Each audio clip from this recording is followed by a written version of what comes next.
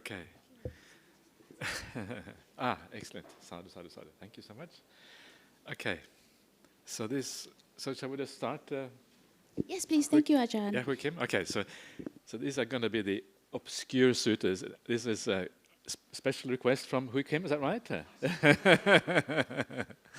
So and they will notice it's not just any obscure suttas. These are obscure suttas in early Buddhism. Yeah, that makes the whole difference. Because there are so many obscure suttas, so many obscure scriptures, but we're not interested in all those obscure scriptures. We're interested in obscure suttas from the Buddha himself. That's what really matters. So this is kind of very specific. So everything we do is in early Buddhism, nothing in medium, middle Buddhism, nothing in late Buddhism, nothing in anything like that, just early Buddhism. And it's kind of fascinating, and you may wonder, how do we even know if some of these obscure suttas are from the Buddha? How do we know that they really are early? And even though they may be obscure in one sense, it may not be the suttas you hear about very often, they are still found very often across the different schools of Buddhism. You may find them in translation in Middle Chinese or in Tibetan language or in Sanskrit or whatever, and they may actually occur a few times in the suttas themselves. And perhaps for you, these suttas will not be obscure. Maybe you will leave this place very disappointed because it wasn't obscure enough for you. What? I've seen that before. I know that one. Really. I want it to be more obscure. So next time maybe super duper obscure. You have to make it clear, how obscure they're going to be. So we're going to look at these things. So here we are. So obscure suttas. That's the one I used last time, just to kind of make it silly. So this is just silliness. So let's get started. So I'm going to look at the first sutta. This is from the Anguttara Nikaya, numerical discourses of the Buddha. Anguttara, further factor, it means. This is the seventh. Is everyone familiar with the structure of the Buddhist scriptures, roughly? You know the various Nikayas and things? Is anyone who does not know about the rough idea of Buddhist scriptures? Yeah, one? Okay, one person. Okay, good. Okay, so just to give you some idea, because when we talk about early Buddhism, we're talking about some fairly specific discourses. Yeah, suttas basically means it means a thread, but it's like a discourse by the Buddha. It's a specific teaching occasion when the Buddha was teaching someone. And so these discourses are classified into a kind of collections. One collection is called the long discourse of the Buddha. You have the middle length discourse of the Buddha. You have the connected discourse of the Buddha, and you have the numerical discourses of the Buddha. And these are roughly what we call the early suttas, or discourses of early Buddhism. And the reason we call them that is because they are found in different schools of Buddhism. All schools of Buddhism had these suttas originally, and so it means that they are the common heritage that goes back to the very earliest beginning of Buddhism. If you look at contemporary Buddhism, what you find is that there is a large differences in the suttas. So Theravada Buddhism has its own collection of various scriptures. Mahayana Buddhism has its own collection. Vajrayana has its own collection. Because they are not the common heritage, because they are specific to each school, we can know with fair amount of certainty don't go back to the Buddha himself. We want to focus on that common heritage of Buddhism. That's what we mean by early suttas. And we can be fairly sure that these things actually are, in an overall sense, the word of the Buddha himself. That's what makes it so exciting. The word of the Buddha. So when you are listening to this, you're hearing the voice of the Buddha.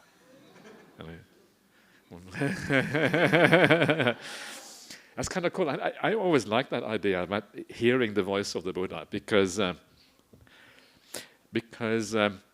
one of the things that occurred to me in the early days, you read the what is called the recollection of the Buddha Nusati, how we think about the Buddha, and the Buddha actually gives us the formula for how we should think about him. He says, this is how you should think about me.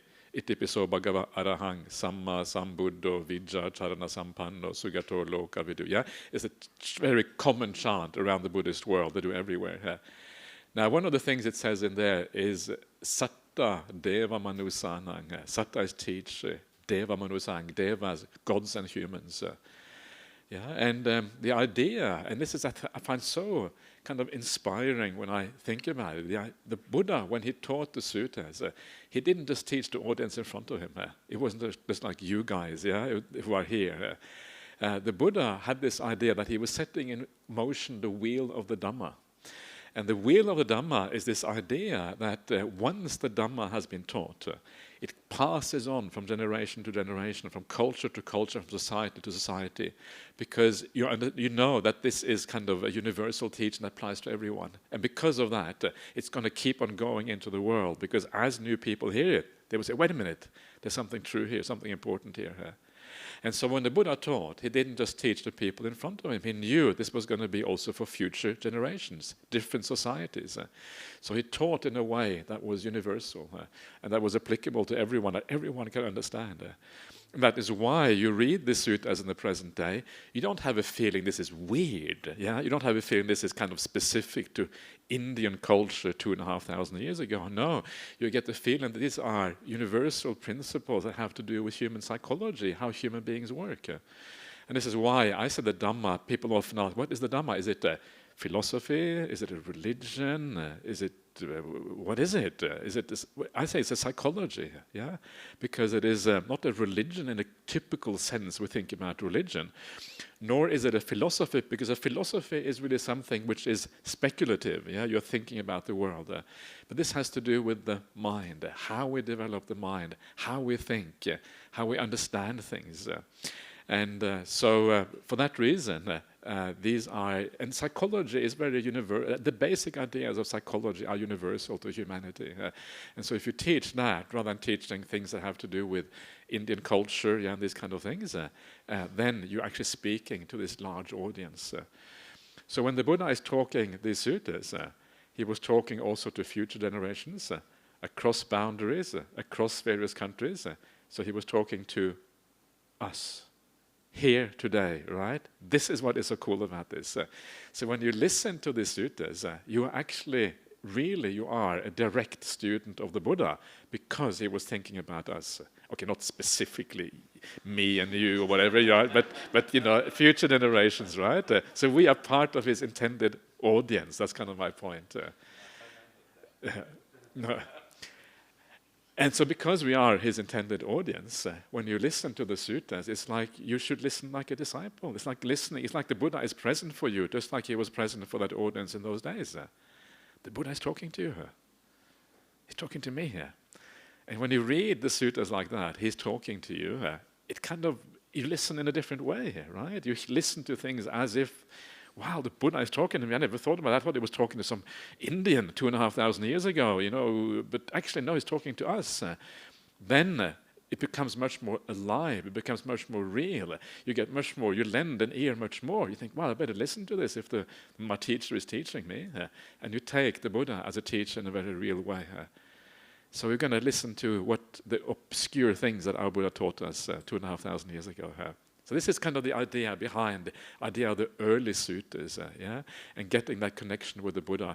If you read something much later, which may, I'm not saying that everything that's later is wrong, that's not my point at all. There may be many good things in what was taught later on. My point is more that we don't really know where it came from, who taught it.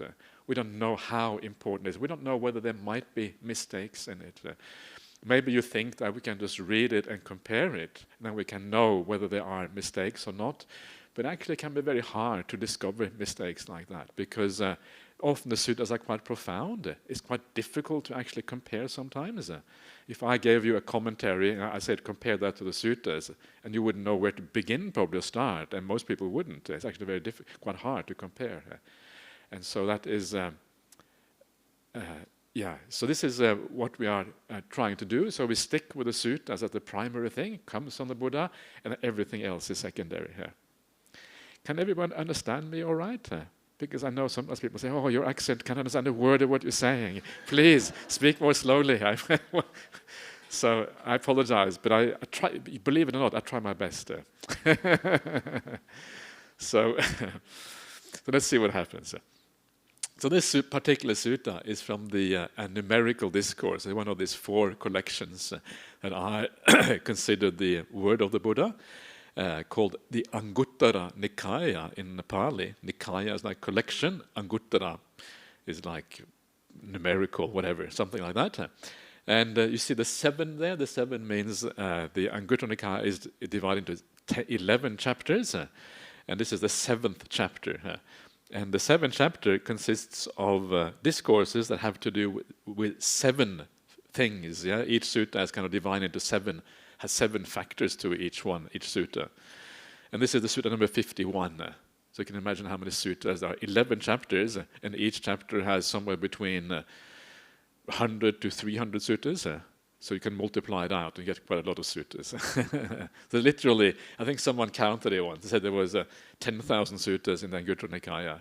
I did. Well, that wasn't a very good count. What I just told you doesn't work out like that, because I won't get into the mechanics of how to count this. But let's just leave it at that. 7's 51. Bound and unbound. And the Pali word for bound here is sangyoga. Sangyoga means like fettered or bound. Yeah, so you are fettered to something. Fettered is, do you know the word fetter is kind of an old English word, I think. I don't think it's used very much these days.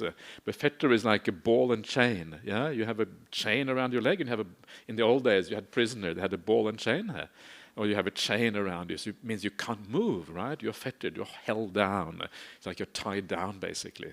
So this is about how you are tied down and how you are not tied down, how you're unbound, bound and unbound. So here we go. So anyway. So here we go. Mendicants, I will teach you an exposition on the teaching of the bound and the unbound. Mendicants here is a shorthand for everyone. Everyone, I will teach you an exposition of the teaching on the bound and the unbound. Listen, pay close attention, I will speak. Paying attention? Are you ready? It's kind of nice. The Buddha says this every time, right? Pay attention. This, in other words, this is important, right? Listen, for goodness sake. This is about your life, the meaning of life itself. Don't waste the opportunity. That's what he says. What do you think they say? No, okay. Yeah, okay. I've shortened it down a little bit. They say yes, sir, and then he carries on.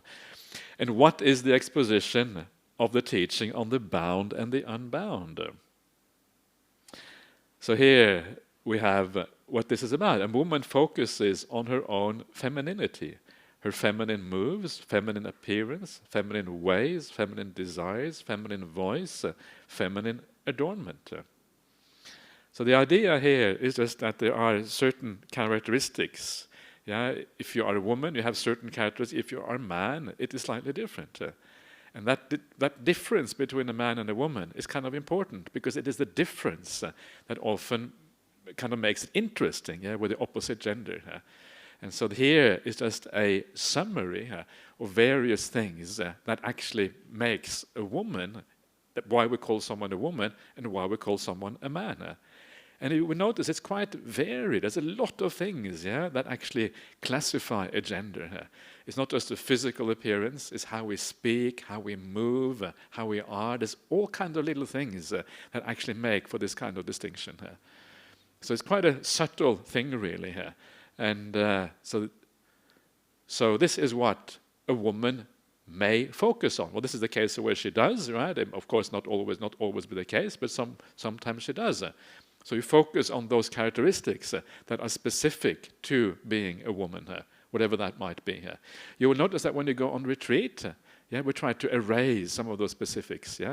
When you go on retreat, we don't wear any makeup, any adornment. We wear kind of really basic clothes, like baggy clothes. And sometimes you wonder whether it's a man or a woman. You don't really know anymore, because you look a bit like the same.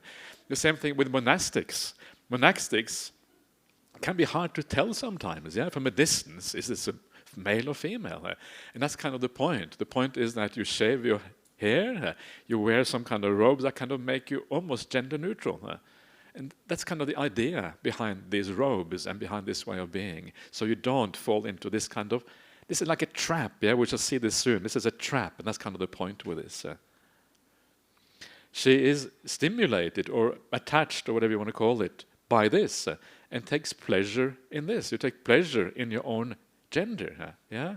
And they take pleasure in the characteristics of your own gender. And this is a kind of binding. Yeah? Once you do that, you are bound in a sense. You are limited. And this is one of the things that we do in the world. We limit ourselves in various ways by how we identify with various things. And one of the very important identities is gender identity. It is very important because that is what leads to all kind of things, relationships and all of this kind of stuff. So this is why it is it is kind of specified here in this way. Because so then when you focus on that and you take pleasure in your own identity, then from that comes the interest in the opposite gender. Yeah? So then she focuses on the masculinity of others. The masculine moves, the masculine appearance, the masculine ways, the masculine desires, the masculine voice, and the masculine adornment, what that will be here. Yeah? So from starting with yourself, you find an interest in the opposite gender here. Yeah. She's stimulated by this and takes pleasure in it. So then from that she desires the bond with another, and she desires the pleasure and happiness that comes from such a bond. So this is the arising of the attraction to the opposite gender. But what is fascinating about this, I must admit I never thought about this before I read this sutta, and sometimes it's kind of an eye-opener. You read the word of the Buddha. I thought, okay, so, you think that you're attracted to the opposite gender because, well, you are attracted to them, right? And you don't realize the reason why you're attracted because you focus on yourself, first of all. That is the primary attraction. So if you're a man, you focus on the fact that you're a man. If you're a woman, you focus on the fact that you're a woman. That becomes the source of your attraction for the opposite gender. And this is kind of very useful, right? Because it means that to overcome that bonding from the opposite gender, it's very, very useful for monastics, obviously. Also very useful for anyone who wants to reduce that kind of bondage. It gives you some advice on what you have to do when you go on retreat. That's why you dress kind of neutral on retreat, right? And you kind of don't really, you just are very non-gendered. And it gives an idea what you have to do is that you don't focus on those aspects of yourself that differentiate you in the world and make you into something different. There's a nice little rule for the monastics, and one of the monastic rules is that you're not supposed to look at yourself in a mirror unless you have a good reason, like you are shaving or you have some sword on your face or something like that. You have to have, but you're not supposed to kind of stare at your own reflection. Yeah. And some days you are happy, other days you're really miserable about your reflection. You know what it's like. Yeah. And this is for the same kind of reason. Because once you do that, then you give rise to this whole thing, which ultimately lead to bondage and ultimately lead to this desire to kind of bond with someone else. But it starts with how you look at yourself. Yeah. Sentient beings who are attached to their femininity are bound to men. This is how a woman does not transcend her own femininity. A man focuses on his own masculinity, and then it goes for the man. It's exactly the same sequence for men. Yeah? So this is the same thing for both genders, obviously, but this sutta begins with women. So this is how you don't transcend your own gender, essentially, is what the Buddha is saying here. This is how you are attached, how you are limited, how you are kind of held back by your gender in this way. And so what is the alternative? And this is the alternative, and you probably get already what the alternative is. And how does one become unbound? And woman does not focus on her own femininity, her own moves, appearance, ways, desire, voice, and feminine adornment. She isn't stimulated by this and takes no pleasure in it. She doesn't focus on the masculinity of others' masculine moves, appearance, ways, desire, voice, and masculine adornment. She isn't stimulated by this and takes no pleasure in it. And she doesn't desire to bond with the other person. Once you take away that taking pleasure in your own characteristics like this, that bonding idea disappears. That actually loses most of its interest, at least that kind of bonding. nor does she desire the pleasure and happiness that comes from such a bond. Sentient beings who are not attached to their femininity are not bound to men. This is how a woman transcends her own femininity. Then again, the same thing for men just afterwards. So this is, I don't know, I find this very fascinating. And sometimes you notice people in the world, especially if you find someone who is very well practiced. Take someone like Ajahn Brahm, for example. Ajahn Brahm is like genderless a little bit. Have you noticed that?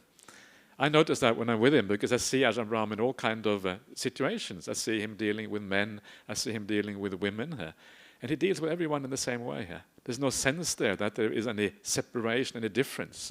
It's like the gender identity has kind of disappeared. Yeah, Ajahn Brahm sees himself as a human being.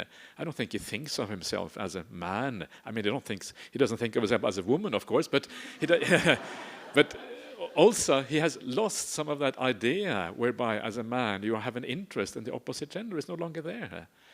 And there's something very beautiful about that, because it's very kind of non-threatening here. Everyone is treated the same. And that's what he says. He says that when he's with a woman, he just sees a human being. He doesn't see anything apart from a human being. If you ask Ajahn Brahm, is this woman attractive or not, he wouldn't be able to tell you. That kind of thing doesn't exist anymore for him, right? There is no sense of attraction or non-attraction, either with men or with women. It just isn't there. And I have noticed that with many people who have this very profound meditation, and it's in the depth of meditation that you go beyond gender. Gender doesn't exist when you go to the nature of the mind. Yeah, the nature of the mind beyond the body is just radiant. It's just pure. It doesn't have gender anymore. And this is what you see. So this is one of the ways, almost, of judging whether someone is a very profound meditator or not. They have gone beyond the idea of gender completely here. And this is you can feel that sometimes with certain people. And there's something very, very different with that. So this is one of the reasons you cannot manipulate someone like Ajahn Brahm in any way whatsoever. If you try to manipulate Ajahn Brahm, whatever way you try to manipulate him, you're going to get very disappointed. So this is this little sutta about transcending, not being bound and unbound, and how you liberate yourself from this confinement of gender. It is not obvious to most people why gender is a confinement, but it is a limitation, because it means that you don't really treat beings, anyone, in a universal way. And it kind of limits your ability to have metta as well, because it kind of gets mixed up with all kind of other things. And then it becomes a hindrance or a stop in that sense. So I don't know. It's quite a monastic sutta, I suppose. I don't know if what do you feel about this? I think that's the end of that sutta already. So I'm going to go on to the next one in a second. Any comments or questions about that? Any complaints about this sutta?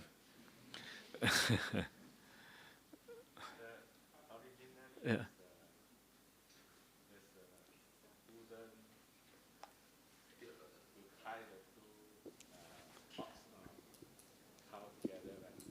Say again?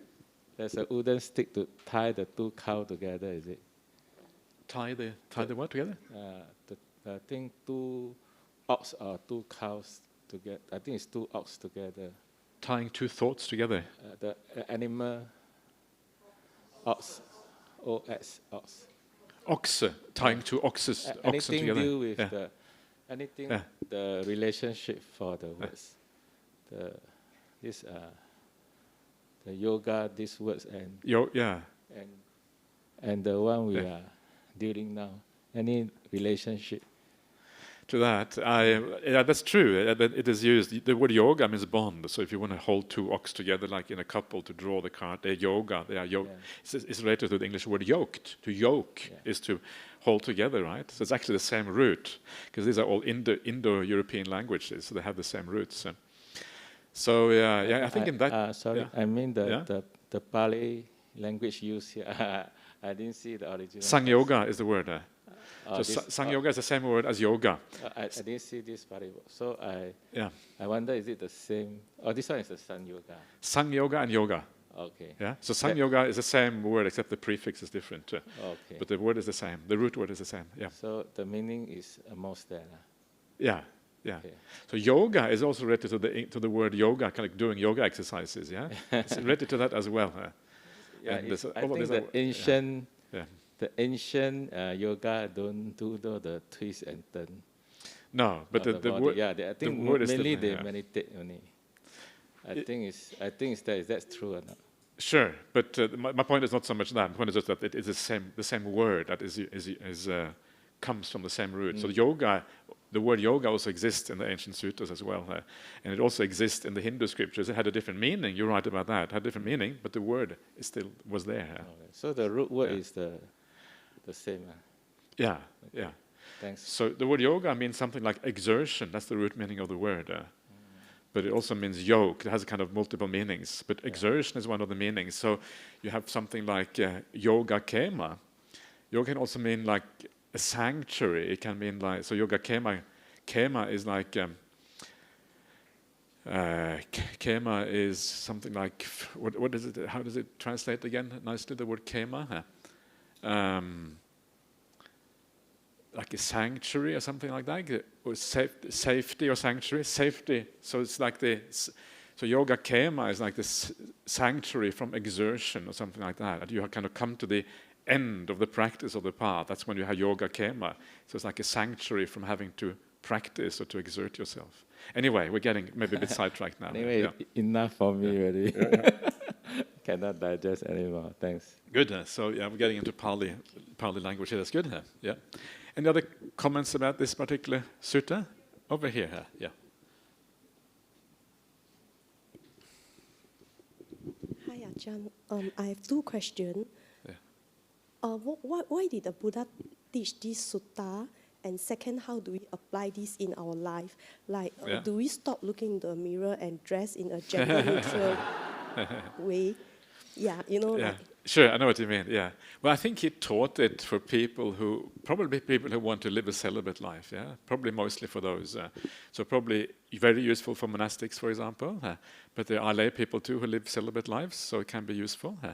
And no, it does not mean you're very welcome to look in the mirror and to kind of do what you need to do in the mirror. But it is just a reminder. It's very useful to know, right? Let's say you want to go on a retreat. Let's say you come to John. Have you been to Jhana Grove yet? Okay, next time we have a chance, you come to Jhana Grove. So when you come to Jhana Grove, you want to know, how do I live in the best possible way in these circumstances? Because that's when you have to live, even though it's just a few days, you have to live celibate. Not the idea when you live in that kind of environment is you don't want to go around attracting attention to yourself, anything like that. You just want to be a meditator.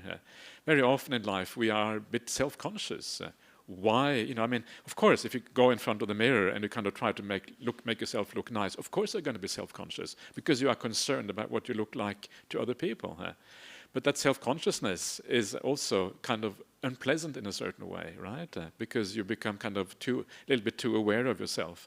And when you are on a retreat, you don't want to be self-conscious. You want to just kind of be nobody. You just want to be flowing through the retreat, and you want to be someone who almost doesn't exist, because that reduces your ego, reduces your sense of self, reduces your identity, and that is very helpful in meditation practice. The more identity you have, the more thoughts you have around those things, and the more difficult it is to get peaceful in meditation as well. This is when meditation goes really well. So this is kind of the idea on retreat. Yeah, in daily life, you can take this whatever way you want, but just remember that the idea is just to kind of implant the idea in your head. Why is it that we are attracted to other people in a certain way? Well, because we are starting off, we are attracted with ourselves in a certain way. It helps you to understand how attraction works, and then you can then take whatever action from that as you see fit. But anyway.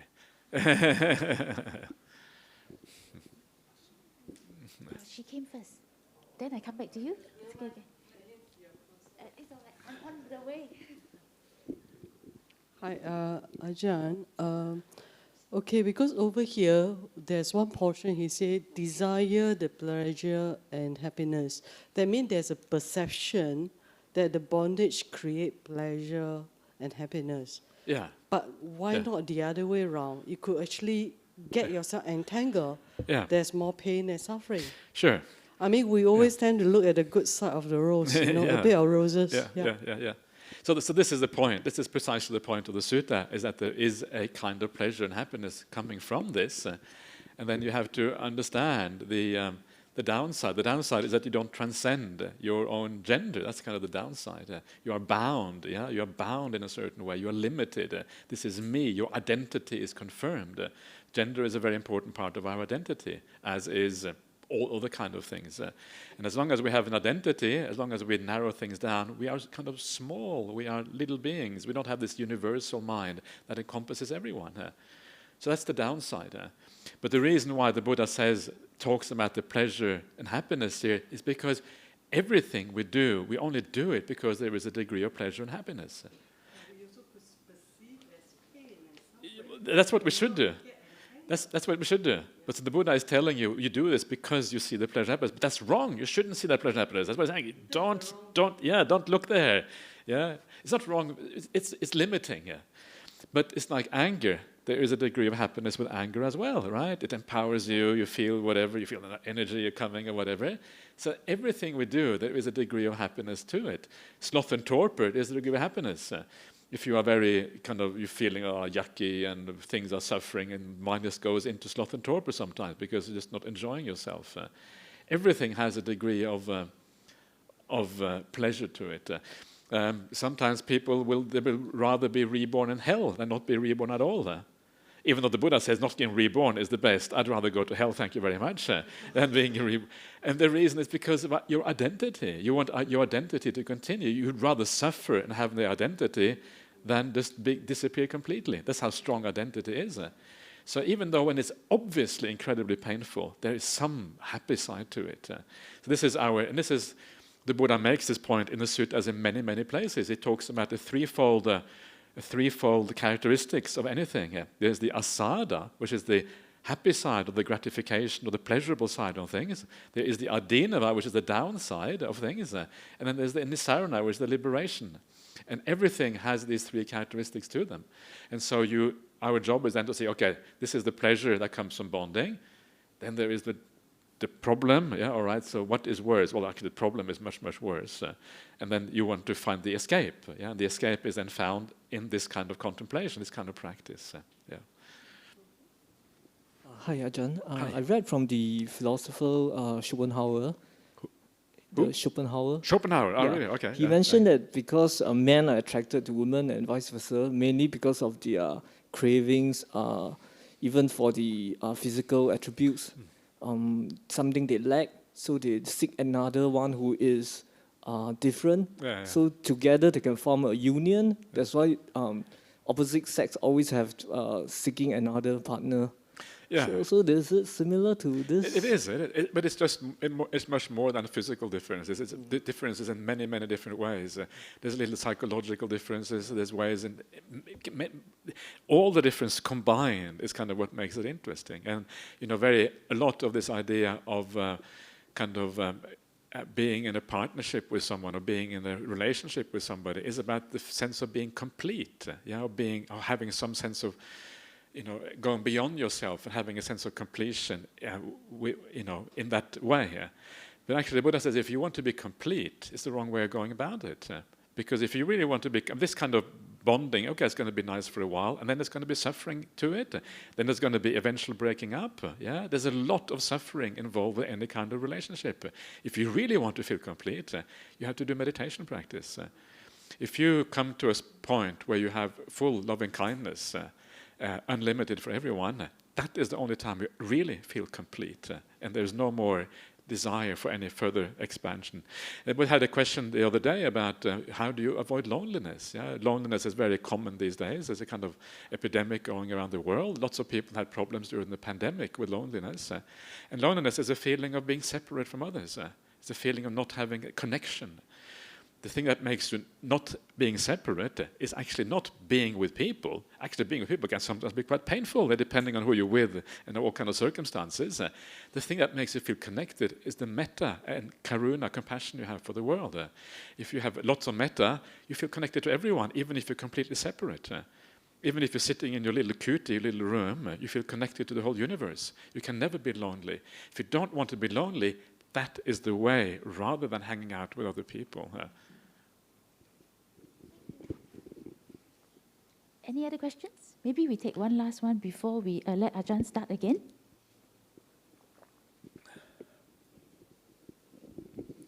Hi, Ajahn. What about attraction to other kinds of beauties?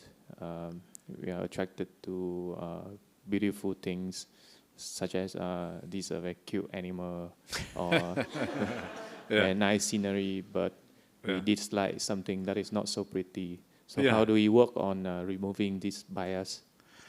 It's true. So you can be attracted to all kind of things, and all of that is in the sensory realm. So all of that is included within sensual pleasures. But I think the thing is that sometimes you deal with the issues that are the most problematic first. And the strongest bonds that we often make in life is a bond with a romantic partner. That's kind of number one bond. It's a very, very strong and very intoxicating very often, especially when you start out. So true, there is more than that. I mean, there's obviously your possessions, and that could maybe include an animal. You consider an animal your possession, your house, your car, the things that you have inherited from maybe family members, previous generations, things that are very dear to you. That's part of it as well, right? So you deal with that. And I spoke about this morning. One of the way of dealing with it is to remember all of these things are borrowed. You don't actually own them. You don't have any control. Ultimately, you have no control over these things. You're going to have to give them up. And if you know you're going to have to give them up ultimately, then give them up now, psychologically, straight away. Then the issue is much less. So that's how you kind of generally deal with bonding in all kind of things in the world. One way. How about dislike towards things that are not so pretty? Things that are not pretty, things you don't like. How to deal with that? It's not really a problem.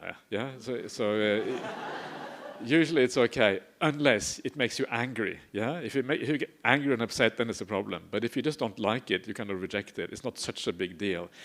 Ideally, what you want to do is you want to have a mind that is even. So ideally, you don't want to go up and down too much. So usually, that's what sense restraint is all about. It's the idea that you have an even mind. And you start to see both the beauty and the ugly as actually just conditioned phenomena that come and go. It's very unreliable, very uncertain, and you just stop holding on to it in quite the same way. Thank you. All right. Okay, so that's just the preliminary sutta. That was kind of just a warm-up. So now we get to the real one. Only one more to go now. So this already 45 minutes. Hard to believe, isn't it? Time just bang, it's over, and then you regret you didn't ask your question. Okay, so let's go on to the next sutta. This is called the Nagita Sutta. This is, again, in the Anguttara 8. The reason I go to the Anguttara, because there's more obscure suttas in the Anguttara, that's why I go there. There's actually a few in the Samyutta as well, but this is number 86, so this is the chapter of 8. And so in the previous sutta, we had a look at the idea of bondage, and the sutta we come to now is going to be mostly about seclusion. So you go from bondage, you go to seclusion. This kind of natural movement of the mind. Bondage is what holds you in the world, binds you to the world. Seclusion is what detaches you from the world and allows you to have a mind which is free from everything in the world. So it's kind of a natural movement there. Does that make sense? So now it's going to be about seclusion. So let's see what the Buddha has to say about seclusion here. Oh, so much text. All right. As always. Okay, anyway, I'll read it out. At one time, the Buddha was wandering in the land of the Kosalans, together with a large sangha of monastics, when he arrived at the village of the Kosalan Brahmins named Ichanangala. Ichanangala. Icha means desire. Nangala means don't know. No, it does not mean don't know. It means I don't know what it means. That's what I'm trying to say. All right. He stayed in a forest grove near Ichanangala. The Brahmin Brahmins and householder of Ichanangala heard. It seems the ascetic Gautama, a Sakyan gone forth from a Sakyan family, has arrived at Ichanangala. Ajahn, Nangala means plow. Plow, so desire plow. The plow of desire. Yeah. Okay, can you explain that compound? Ichanangala. It's unusual. It's just a name, so maybe we shouldn't take it too seriously. Yeah, I think we just let it be here. Next year, that's right. Okay, next lifetime. Okay, it's not that important. We'll put it off till after we're enlightened. So. So this is a kind of classical opening that you find in many suttas. Yeah, the Buddha is wandering around, and this was especially in the early days of the Buddha. He would wander around, and he would go from town to town, village to village, and whenever he would arrive somewhere, people would say, "I heard this ascetic has arrived. Yeah, this monk has arrived in our village. Maybe we should go and see him." And it's such a, I don't know, there's something very beautiful about that. Just the idea that when an ascetic, a monastic arrives in a village, everyone says, maybe we should go and see them. Is that what happens here at the BF? Everyone says, wow, yeah, maybe that happens with some of you probably, right? Ajahn Brahmali is in town, let's go and hear some more jokes, or hear some good stories, or whatever. Let's hear the profound Dhamma, because, and there's something very attractive to me about this kind of society. Yeah, if a general person in Singapore, if some monastic was in town, it would probably just shrug their shoulders and go shopping instead, right? That's that's usually what happens. And this is much of the modern world is like that. We don't have that natural affinity towards spirituality. But in ancient India, wherever the Buddha would go, they would start talking about, oh, there's an interesting kind of ascetic has arrived. Maybe we should go and see him. And then they talk about the Buddha has gone forth from the Sakyan family. The Sakyans were like a high-status family, so that means that it was kind of especially impressive, right? And then you have the word that precedes the Buddha. Well, first of all, he stays in the forest. He always stays in the forest when he goes to these places. And then you have the word that precedes him. And the word that precedes him is also always itipiso bhagava arahang samma sambuddho, etc., that we talked about before. Yeah. So here, there's this extraordinary person who has arrived. Maybe we should check it out. And there's something very nice about that, this inclination to spirituality, this idea that there's something really important in the world, really worth listening to, more than all the worldly stuff that everyone is always striving for. Yeah. And this is what we really should aspire for, to me, as a society, to have an interest in the spiritual things, to understand the limits of the ordinary world. And whenever there's something spiritual going, we should think, wow, this is really interesting. Unfortunately, we have too many spiritual paths or religions or ideas that kind of drag it all down and kind of destroy the idea of spirituality. There's too many dodgy teachers around, too many dodgy teachings. And it's actually rare to find really good spirituality in the world. But the real spirituality, the word of the Buddha, and anyone who practices in accordance with this, is just extraordinarily exciting.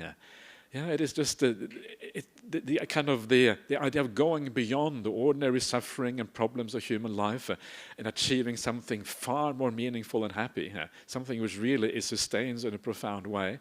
This whole idea should be something that our societies should be leaning towards. And it would make, I think, our societies probably far better as a consequence, because we have an interest in things that have real value rather than things that are just superficial. And this is across the world, this kind of problem. And maybe India is still the exception. In India, they still have lots of spirituality. Unfortunately, they also have lots of dodgy gurus as well. But they have a few good ones, like the Buddha. He came from India, right? So it's kind of interesting that the Buddha arose in India. I always found that fascinating. There's a reason for that. Anyway, so to me, even this is just inspiring. They're here. Wow, okay, let's check it out. Too fast. Then, when the night had passed, they took many different foods and went to the forest near Ichanangala, where they stood outside the gates making a dreadful racket. If you want to get the Buddha's ear, you think it's a good idea to make a dreadful racket? probably not a good idea, right? So, okay. Now, at that time, Venerable Nagita was the Buddha's attendant. Then the Buddha said to Nagita, Nagita, who is making that dreadful racket? You think it was fishermen hauling a catch? Do you have fishermen in Singapore hauling catches? Have you seen this happening here in practice? They can haul it in, shouting and screaming. You probably have some YouTube video of fishermen hauling a catch of fish. So this is Venerable Nagita. He was one of the early attendants of the Buddha before Ananda became his attendant. And this is one way we know that this would have been fairly early on in Buddhism, when the Buddha was starting out. Nagita is fairly unknown. And so this was fairly early on. And you can see that the Buddha is probably not very excited about this racket. Like fishermen hauling a catch. It doesn't sound like it's a praise exactly. So he's probably a bit already get the feeling this isn't quite right. Okay. Sir, it's these Brahmins and householders of Ichanangala. They have brought many different foods, and they are standing outside the gates wanting to offer it, especially to the Buddha and the mendicant Sangha. So they want to hear the Buddha, and they bring food, and they are standing outside the gates, and they haven't quite understood how to do that in the right way. And then the Buddha says, Nagita, may I never become famous. May fame not come to me. There are those who can't get the bliss of renunciation, the bliss of seclusion, the bliss of peace, the bliss of awakening when they want, without trouble and difficulty, like I can. Let them enjoy that filthy, lazy pleasure of possessions, honor, and popularity. So this is really interesting, and this kind of points us to the idea of why seclusion is so important in Buddhism. Why, when we go on a meditation retreat, we go to Batam. Okay, it's not super duper seclusion on Batam Island, but at least you get a little bit away from your ordinary kind of experiences, right? Which is nice already, because you're in a new environment. And the next stage is kind of coming to Jhana Grove. Stage after Jhana Grove is Bodhinyana Monastery. Shave your hair, put on the okura. It's kind of next stage after that. So once you get addicted to Jhana Grove, you don't know what's going to happen next. Uncertain. So the Buddha says, I don't want to be famous, because when you are famous, you get people coming to you. Things start to happen. You get all of these engagements in the world. And it's very, very hard to get away from these things. Especially if you are in a place like India, there wasn't really anywhere for the Buddha to go, because in those days you couldn't fly back to Perth. You were kind of stuck. People were around you. So there wasn't really anywhere to go. So once you became famous, there would be people around you at all times. And sometimes you hear about the Buddha wandering around India, and there's this large entourage of people following behind. There's monks, nuns, and all kind of people coming behind. And you feel a bit sorry for the Buddha. I always feel sorry about all these people kind of wandering behind, and whenever there's a problem, they come up, Master, please, I have a tummy ache, what should I do? And it's like, you can imagine, every little problem in the Sangha, right, it kind of goes to the Buddha. Or we saw an example of that earlier on.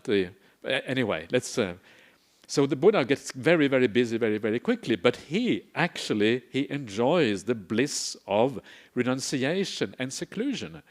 The bliss of seclusion are the jhana states. These are the things that happen when you are secluded.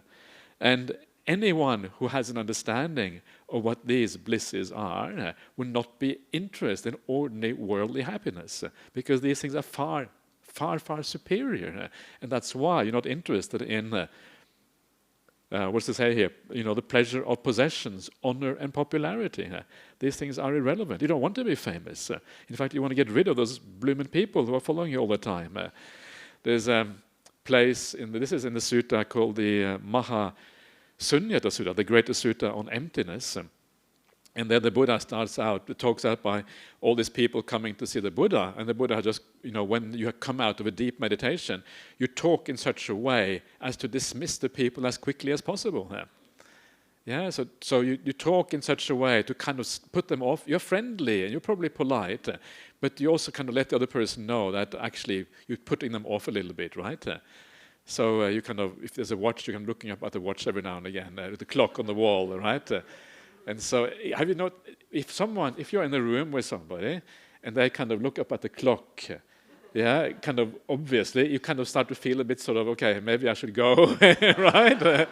It kind of is a very good psychological trick, yeah. I've seen Ajahn Brahmali do that sometimes. He kind of very conspicuously, someone is talking to him and dragging on a bit, he kind of looks up at the clock, yeah. And it doesn't take long before it's, oh yeah, I'm busy, I better go now.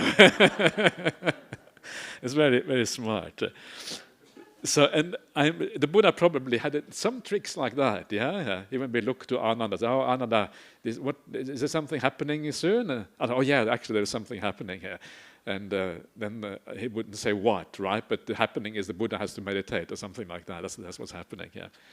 So the idea here is that these blisses we're talking about here, they are really profound. And these are the blisses that are the very purpose of the life of a Buddhist, yeah? Bliss of peace, 𝑂𝑏𝑠𝑐𝑢𝑟𝑒 𝑆𝑢𝑡𝑡𝑎𝑠.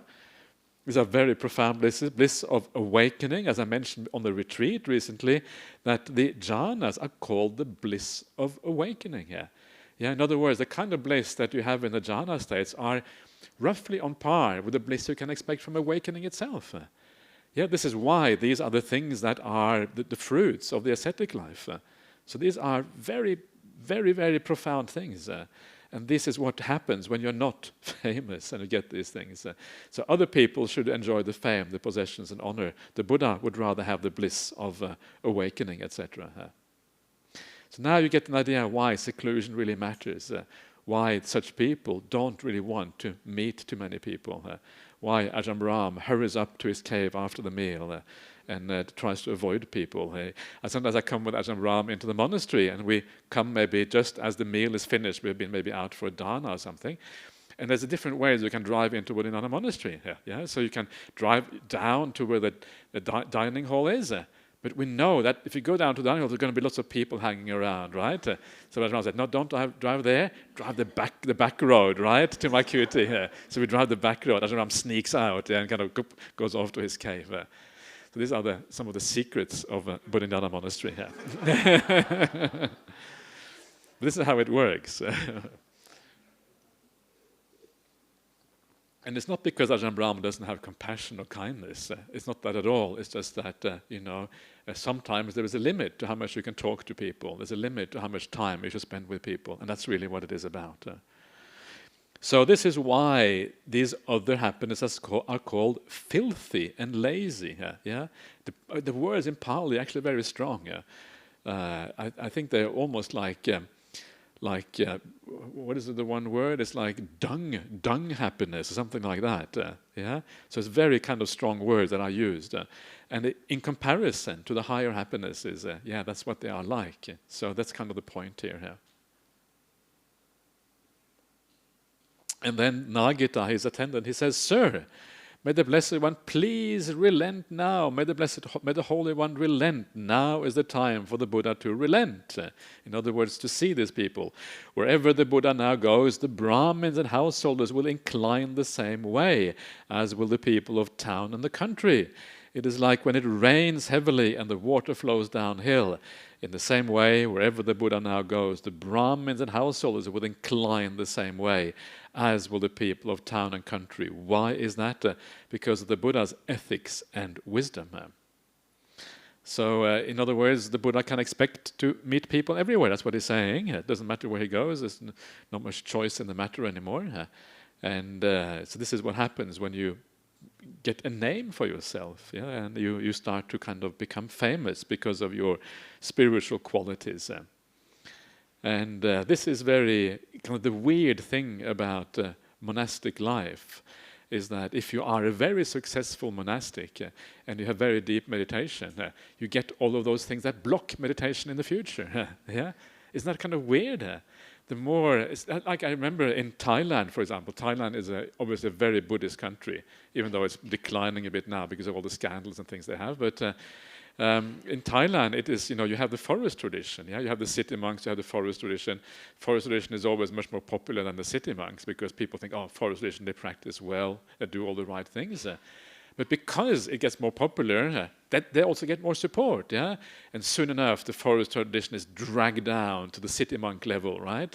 And everything is kind of dragged down. Then you kind of get a new forest tradition start up, a new monk or nun or whatever starting up, initially very obscure. It doesn't take long before they get a name, and then they too kind of get sort of dragged down. So you have to be very careful, and you have to almost like, look after that lifestyle you have, so it doesn't get destroyed. Yeah, and also for lay people to know the right way of supporting monastics.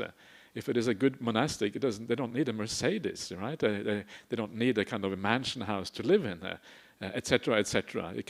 They should in fact live simply, at ease, but simply.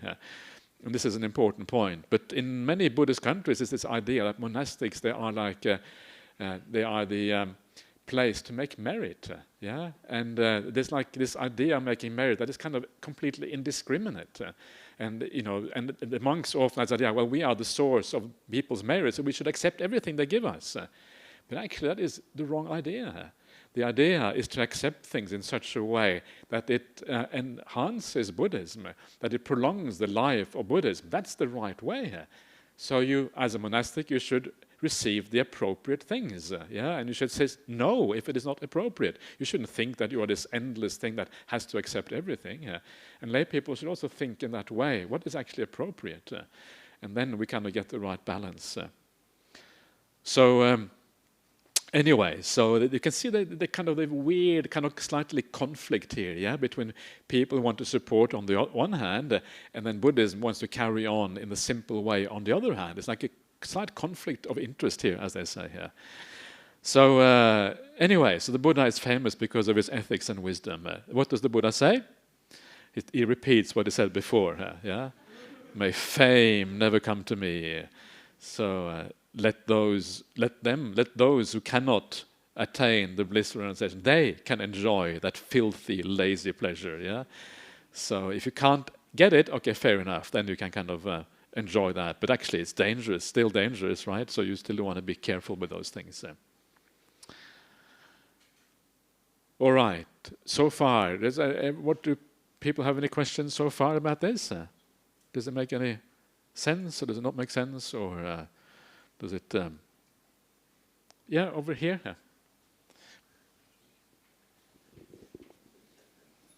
Where again? Oh.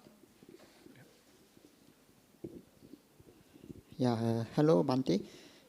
Okay, I would like to actually address two things. First, regards to this sutta and what I think about, and also about the sutta translation. So, in fact, when I hear this sutta, it reminds me of the time when, after the Buddha's enlightenment, he was likewise reluctant to teach. Yeah.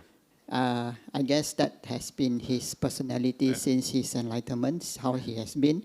And it was, in fact, Lord Brahma Sahampati who came down to urge him to. So that is the correlation that I can recall from that.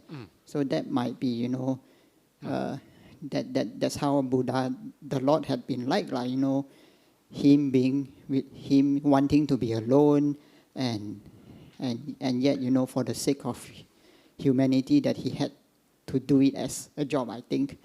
Yeah. So,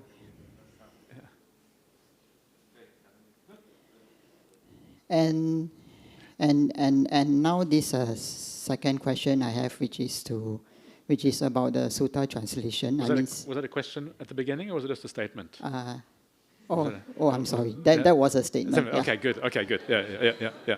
Okay, but now this is a question. Okay, good. Yeah.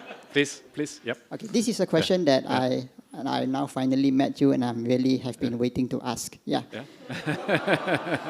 Okay, go for it. Yeah. So with regards to sutta translation, before that I make another statement. I would like to say that I've been reading from Sutta Central, and without that I guess none of us would have understood what was said in the text.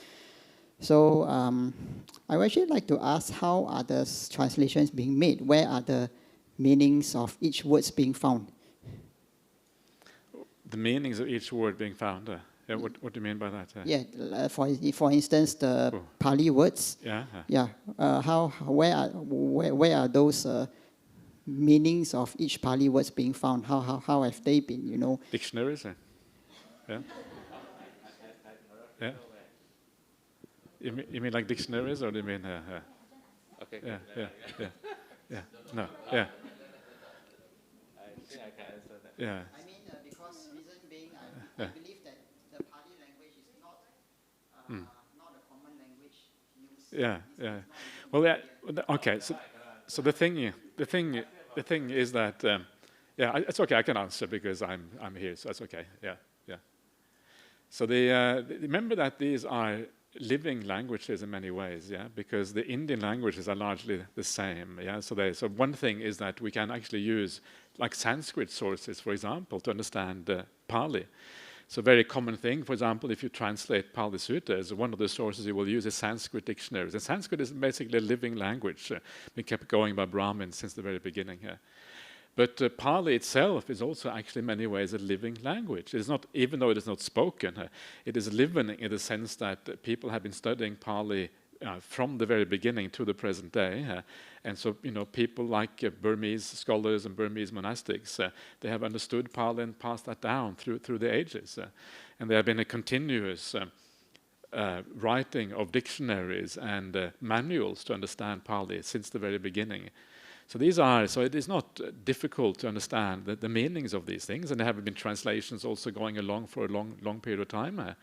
So I think these are quite well understood. But to really understand it in detail, you have to understand the text very broadly. A large part of the job of a translator, for example, is to have a very broad understanding of Pali. So, for example, you don't just translate one sutta in isolation, but you read the entire long discourses, the middle discourses, the connected discourses. You read the Vinaya Pitaka. And the more broadly read you are, the more easy it is to understand the meaning of individual statements, because they fit into a context that is large. The ideal way of understanding any individual word or sentence or language is to understand it contextually. A word often doesn't have a very specific meaning on its own. A word derives its meaning from the context. So the more you have a feeling for the overall language, the more easy it is to actually understand what is going on. So scholarly work is, first of all, you have learned things, been passed down the generations from other people. Some of that is not accurate because some of it is based on commentaries and later ideas. Sometimes when you start reading the text for yourself, you start to realize, actually, maybe there's a different meaning to this that hasn't really been preserved properly by the commentary or whatever. So as a scholar, you want to do good research before you do translations. Ideally, but the reality is that you can only do so much research sometimes. Otherwise, you will take you many lifetimes to do these translations, and you may forget, that in my last lifetime, you forget that you're supposed to translate in your next lifetime. So it gets difficult. I'm coming to understand that first they are cross-referencing, and as well as the inhabitants of Mike. Okay, so I'm coming to understand that firstly they are cross-referencing to the other languages that might be similar, and as well as the inheritance of the Pali language and its meaning along, since the Buddha's times. Yeah. Okay, so which is why this is still relevant today, although people are not speaking as a common language. Yeah. Thank you. Yeah. Good. Yeah. Excellent. Yeah. So, yeah.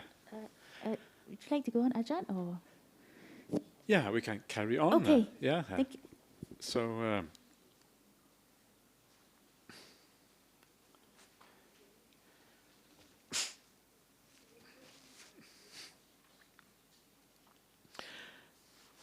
all right. So this is what the Buddha says. He does not want to become famous. So let's see what he has to say next. And this is where the real sutta begins, so to speak.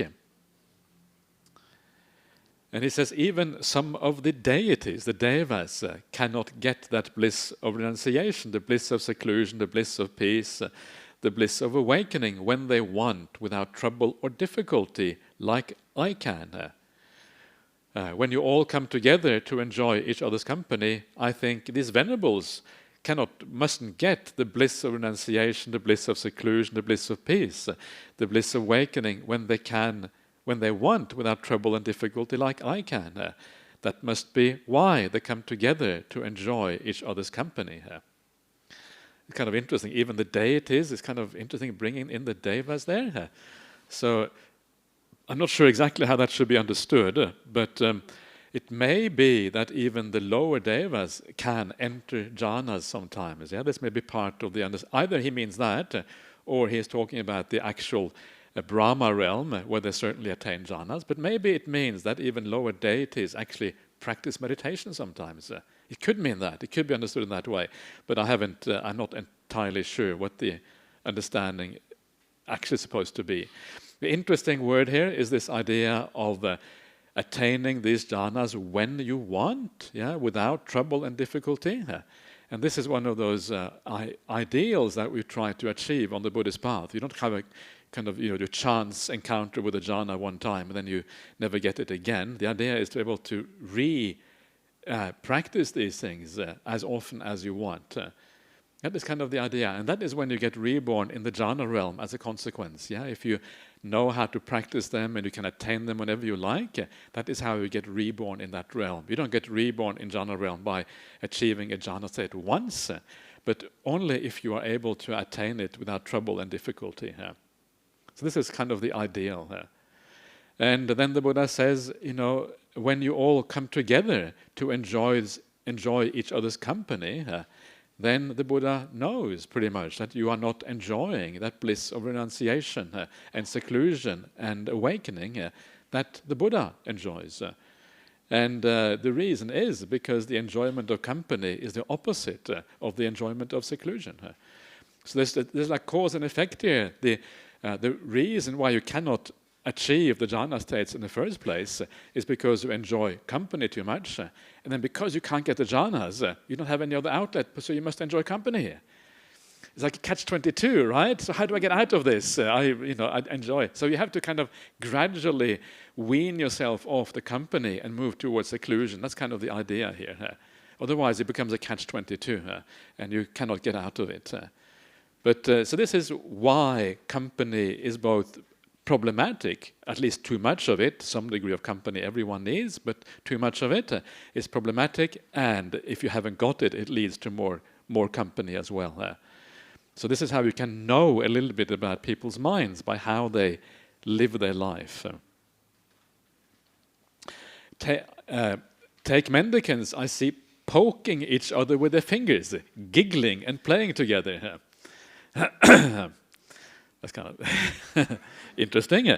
And sometimes, in one way, it's a bit charming. You're having fun, and you don't take yourself too seriously. You're giggling and playing with each other. You can certainly see this when you see like little novice monks, and they're kind of running around like children and kind of poking each other with their fingers, and that's kind of common. But this is kind of just the idea of being playful in a sense. And so a degree of playfulness, as I mentioned before, is very important on the Buddhist path. Don't become those serious Buddhists without a life. Have a life, as they say.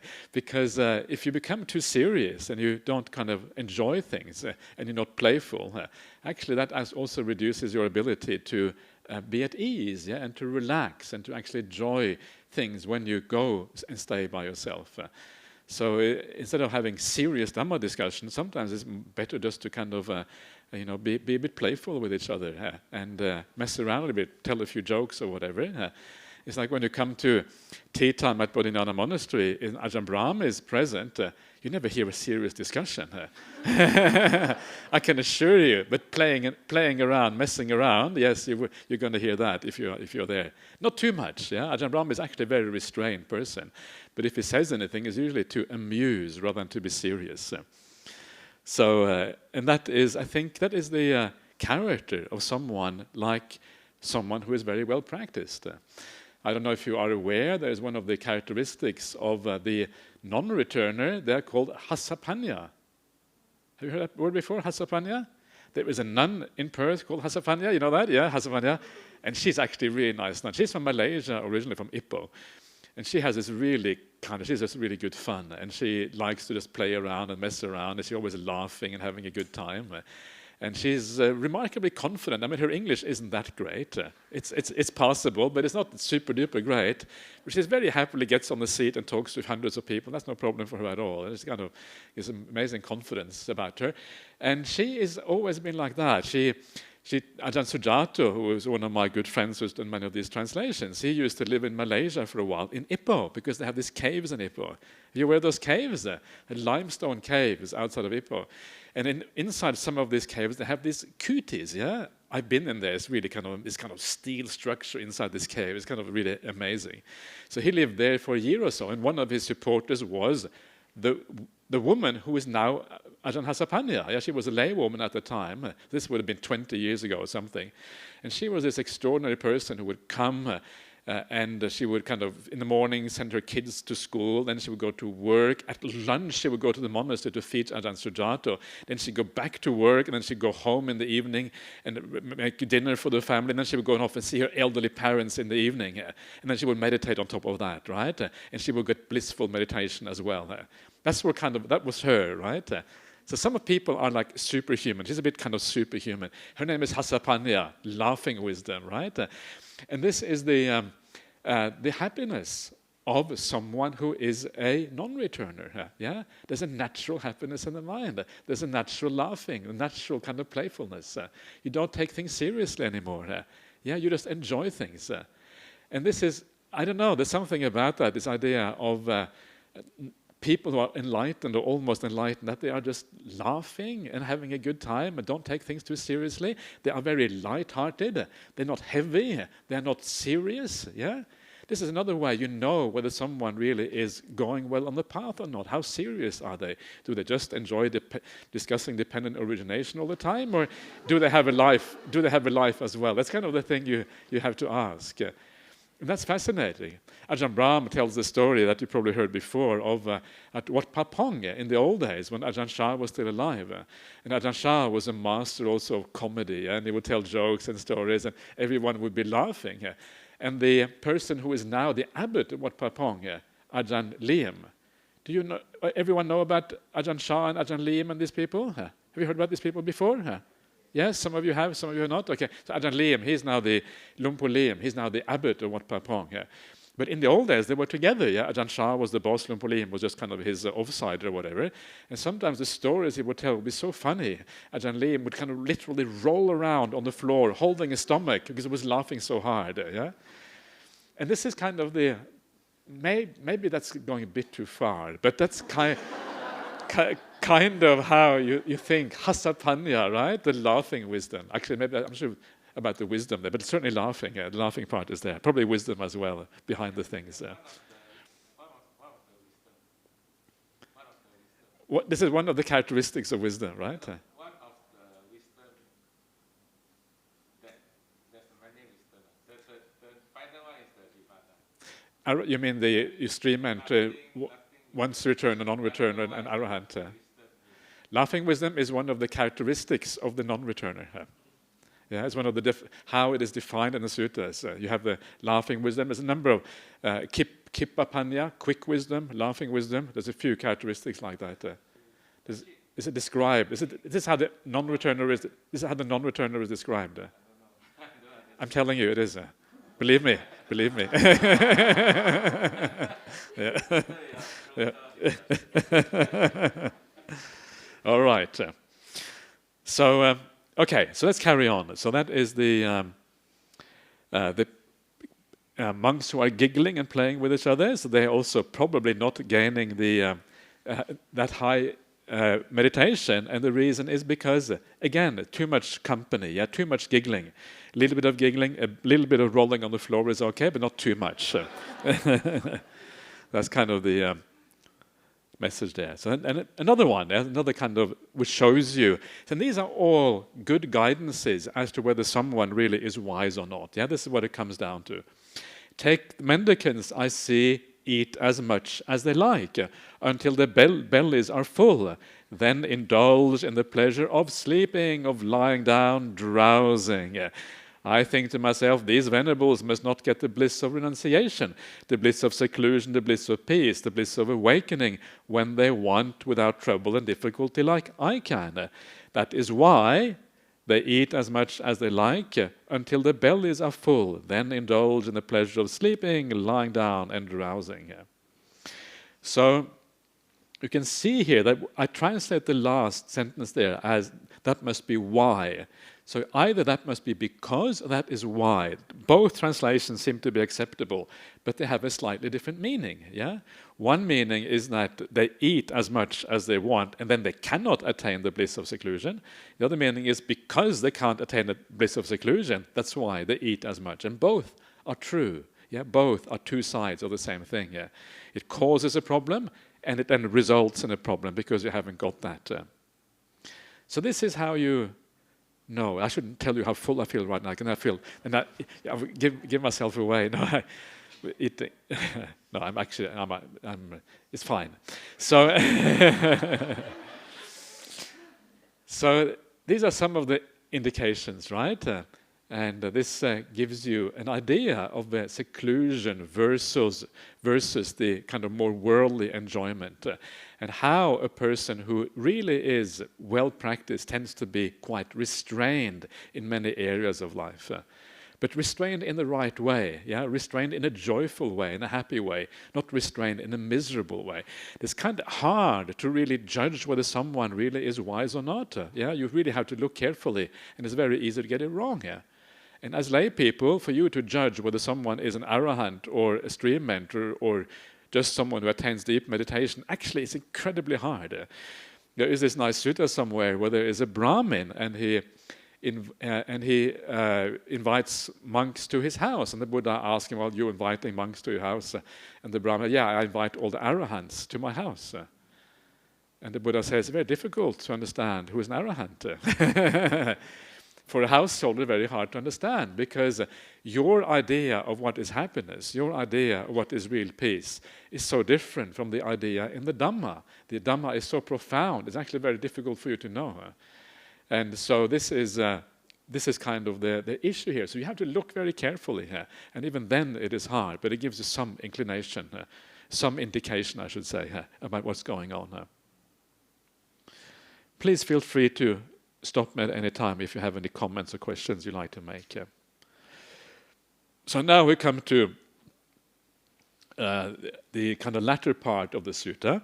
Take a mendicant living within a village who I see sitting in stillness. In other words, sitting in samadhi.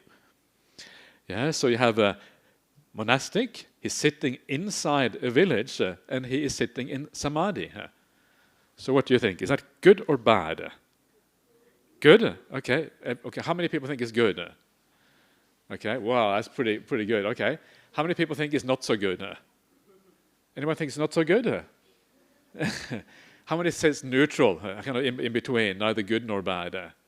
Okay. So one neutral, only two neutral. You know it already. No. I mean, my answer is in the sentences, not right. No. Your answer is what? I think he should move to the remote. Ah, okay. So you are kind of inclining in maybe the right direction here, right? So this is interesting, right? Because usually everyone would say it doesn't matter where you are as long as you get good meditation, right? This is kind of usually how we tend to think about things. And so this is why this one is so interesting. Okay, he's living inside the village. Maybe not so good. Yeah, we all heard that forest is good, and so we kind of wondered about, but stillness, samadhi, always good. And so usually people think this is good. But now this is why this gets so interesting. Then I think to myself, now a monastery worker, a novice, or a fellow monastic will make this venerable fall from that stillness. Because you are in the village, you don't know how long you will be left alone, because there are people around, there's things happening around you. So before you know it, that samadhi, that stillness you have, may not be sustainable. And of course, in Buddhism, the whole idea of the Buddhist path is to sustain it. Yeah, you want to carry on. You don't want to have one-off good meditation and then it's all finished. You want to have it keep going for the long term. That's kind of the point of all of this. And for that reason, the Buddha says the following. So I'm not pleased that that mendicant is living within a village. So the samadhi is okay, but it doesn't really approve of living in a village, even though he's getting good meditation there. And that's kind of fascinating, because what that shows to us, it shows the significance of the idea of seclusion in Buddhism, the idea of kind of withdrawing from ordinary society, and how important it is to really have success on the Buddhist path down the track. Yeah? The idea of seclusion is kind of fundamental. It is one of those really critical aspects of the Buddhist path. And the more you read the suttas, the more broadly you see what's going on, the more indications, the more variations on the idea of the importance of seclusion you see almost everywhere in the suttas. It's such an important thing here. This is kind of really interesting. Now you know why forest monasteries tend to be so highly praised and sought after, right? I do not mean this to be a criticism of monastics who live in the city. There are many good reasons for living in the city as well. But if you really want to practice fully in accordance with the word of the Buddha, seclusion is the best way here. Take a mendicant in the wilderness who is sitting nodding in meditation. So what do you think? Is this good or bad? I'm going to ask you the same question. How many people think this is bad? You're getting the idea now, right? It's more difficult to trick you into this one. So, good or bad? So, you had no one raise their hand. No one thinks this is bad. So is it good then? What do you think? Is it good? So you're getting the idea. So this is kind of fascinating because usually nodding in meditation is not something that you normally praise, right? But interestingly, what happens is the following. I think to myself, now this venerable, having dispelled that sleepiness and weariness, will focus just on the unified perception of wilderness. So I am pleased that mendicant is living in the wilderness. He doesn't say he's pleased with the nodding, but he's pleased. He's pleased with the wilderness dwelling, right? And the idea is, if you have defilements, in this case you are tired or whatever in the wilderness, if you live, because you're living secluded, because you are withdrawn, your mind has a chance to re-energize, to kind of get back on track again. You get rid, you dispel the weariness and tiredness, and then the samadhi gets established. You focus on the unified perception of wilderness. Ekatta, this is another word for samadhi. Ekatta is the word that is used here. And so when you are in the wilderness, it's almost like you have an automatic unification of the mind. In a city, in a town, mind always tends to be diverse because there's so many things going on. In the forest, there is just that kind of perception of emptiness of all of those things. There is an interesting sutta called the Chula Sunyata Sutta, the shorter sutta on emptiness. Majjhima Nikaya 121, middle-length sayings 121. And this sutta talks about precisely the idea of emptiness and how the perception of emptiness arises. And it starts off with the emptiness of unified perception of wilderness, being the starting point. And the reason why that is called emptiness is because it is empty of elephants, people, sounds, city, noises, and all of those kind of things. And that is a very important aspect of emptiness. The idea of emptying out the disturbances. When you are in the wilderness, you can say that there is a tiny bit of sensuality left because you're enjoying the forest. That is a kind of sensual pleasure because it comes through the senses. But it's a sensual pleasure that does not tend to be disturbing.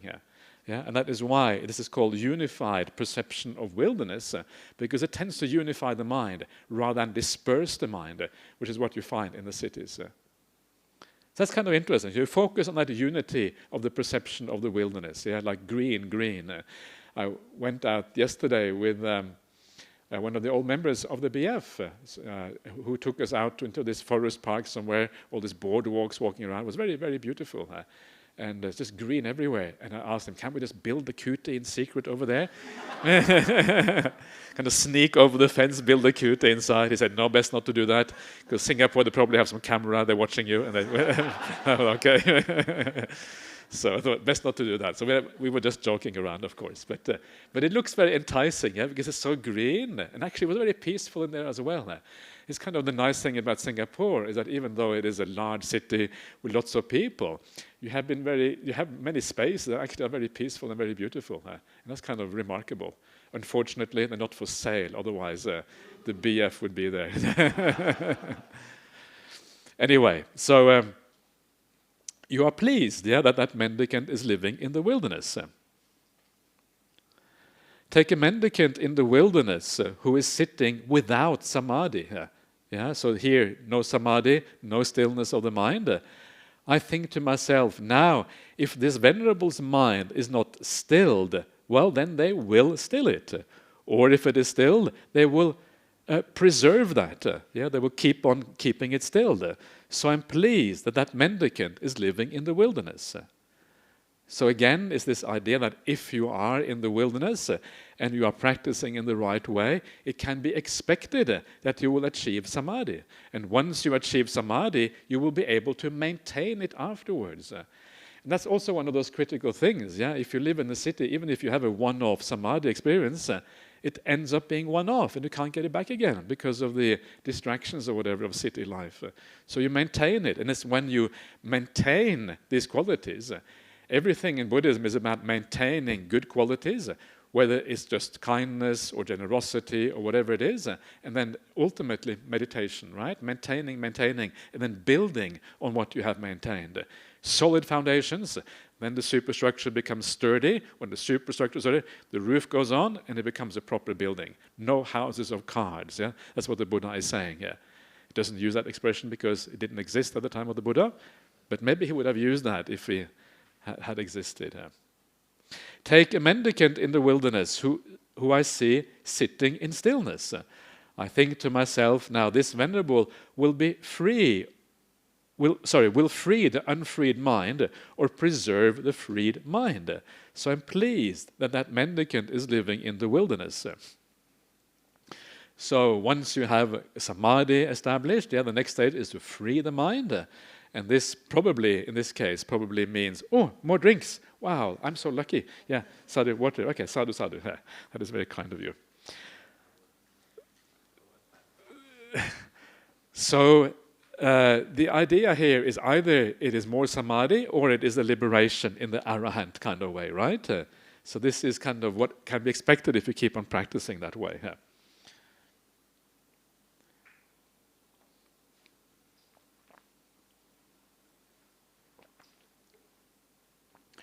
All right, so let's see what comes next. Okay, take a mendicant who I see living within a village, receiving robes, alms food, lodgings, and medicinal supplies for the sick. Enjoying possessions, honor, and popularity, they neglect retreat, and they neglect remote lodgings in the wilderness and the forest. They're kind of living a good life, living the high life in the village, and they don't go off into the forest. They come down to villages, towns, and capital cities and make their homes there. This is a reminder of the Aganya Sutta. It's a little bit like that. Anyway, so I am not pleased that mendicant is living within a village. Yeah, again, this idea that you get attached to all the wrong kinds of things. It may not look like much to us, yeah, robes, alms food, lodgings, and medicinal supplies, but it depends on what those lodgings are. Yeah, it depends on what kind of alms food it is. If you get looked after by the king, for example, which is what happened to Devadatta, you get very nice lodgings, very nice alms food. And this is what you can see happening also in the present day. Yeah, people, monastics living in kind of things that are a little bit unsuitable, very large. It can happen quite easily here. And then the Buddha doesn't praise you anymore. And if the Buddha doesn't praise you, it's kind of bad news. Yeah, in fact, it's blaming you a little bit. Take a mendicant who I see in the wilderness receiving robes, alms, food, lodgings, and medicinal supplies for the sick, fending off possessions, honor, and popularity. They do not neglect retreat. They don't neglect remote lodgings in the wilderness. Fending off means that you don't become attached to these things. Yeah, it means that you are mentally aloof, or mentally secluded from these things. You don't allow them to take over your mind. Yeah. And in the present day, it is quite easy because most people are far more wealthy in lay life than they are in as monastics. So it's quite easy to do this. So it's not as attractive. So I am pleased that mendicant is living in the wilderness. Yeah, fending off. So you can see here, the whole sutta is about the idea of seclusion, right? And the importance of seclusion and why this matters so much. From the very beginning, you want to avoid the lay people. And then every step of the way, living outside of the village, being careful of the gains and honors and popularity that you might get. This is what this whole thing is about. So all about secluded lodgings, and this being so important on the Buddhist path. So that's very fascinating, and I think it gives a very important side to the idea of the Dhamma, and it gives one reason why the monastic life was kind of elevated by the Buddha as the ideal practice on the path, because it allows you to have this kind of seclusion, much more difficult to find in lay life. So I'm almost come to the end of the sutta. So before I come to the very last paragraph, any comments on this so far? Does anyone want to say anything about this? You have a comment? Okay, that's not. Yeah. If you take off your mask, it might be easy to understand what you say here. Oh yeah, keep it short. Okay. I think forest monastic, is it not allowed to keep the food? So they need to come to the city to. No monastics is allowed to keep the food. Yeah. I mean, sorry. I mean like when they go into the forest. Yeah. When they go into the forest, then they need to come out to get the food. Right? Absolutely. Yeah. So can they whatever they found in the forest? Can they also? Cannot. Yeah. Oh, cannot. Cannot. Yeah, you have to. Yeah. Cannot pluck anything from there. No. Oh, yeah. Yeah. Okay, thanks. You can only. This is one of those rules. You can only take what is given to you. It has to be given to you, and if it isn't given to you, you can't eat it. Yeah. So yeah. So you go into the village and then you go out again as quickly as you can. That's kind of the idea here. Quick in, quick out again.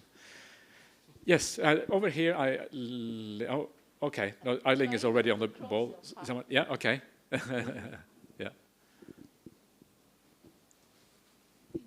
Aha. Okay. Hi, Ajahn Brahmali. Hi. Thank you for your teachings. I really enjoyed them very much. Okay. Good. Yeah. I would like to ask, how do we be playful without falling into sampapalapa? Okay. Sampapalapa is the nonsense speech. Yeah, speech which isn't really useful. And I think, there's always, sampapalapa, I would say, is a lot of kind of gossipy kind of talk, talking about maybe movie stars and kind of ridiculous things, and I don't know what kind of nonsense people talk about. So being playful is more like, you just... I guess there is a line there to be drawn somewhere, and it's hard to really make any hard and fast lines. But don't be so strict with your precepts and ideas that you don't have a good time. Yeah, so make sure that you kind of don't go too far. If you go a little bit into sampapalapa because you want to be playful, do so. Because being playful and having a light heart is very important. Yeah, that's what I would say. Thank you. Yeah.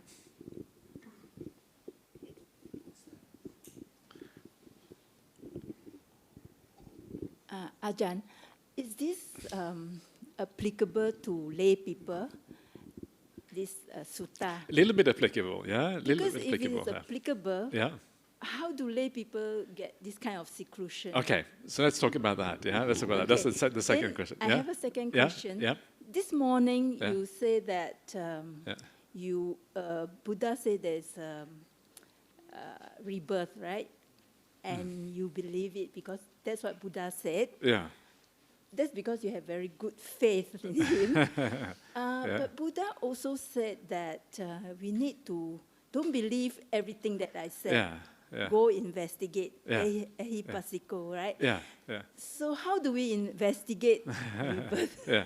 That's my two questions. Okay, very good question. So thank you for that. So the first one is, how is this applicable to lay people? The first thing is basically to understand that if you are going to support monastics, you can have some idea, what is the best way of practicing as a monastic. Yeah, that is already helpful, because if you want to know where you're most likely to find people who have deep experiences, this gives you some indication.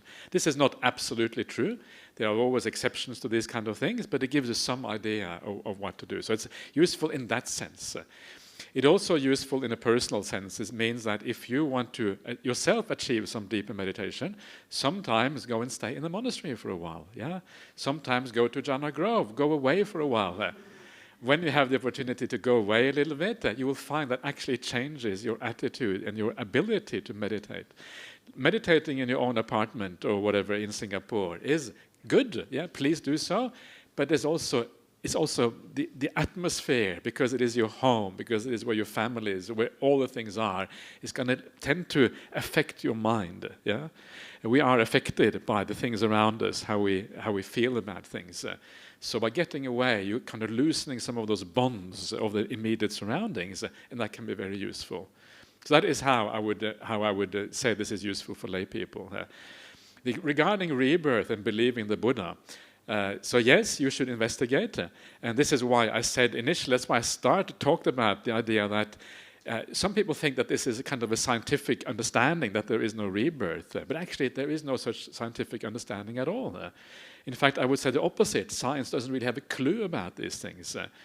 But there seems to be a kind of common understanding that this is an anti-scientific view to believe in rebirth. It seems to be quite common, at least in the West, many Western countries. I don't know about Singapore, but and because of that, it's important to distinguish between what are real scientific results. This is where I say, okay, science says this. Buddhism is looking for truth, yeah? That's what Buddhism is about. Insight is truth. It's seeing things according to reality. Science is also about truth. So science and Buddhism, Dhamma, should see eye to eye. If they don't see eye to eye, then we have a problem, right? So that's why it is important to know whether something is a scientific truth or not.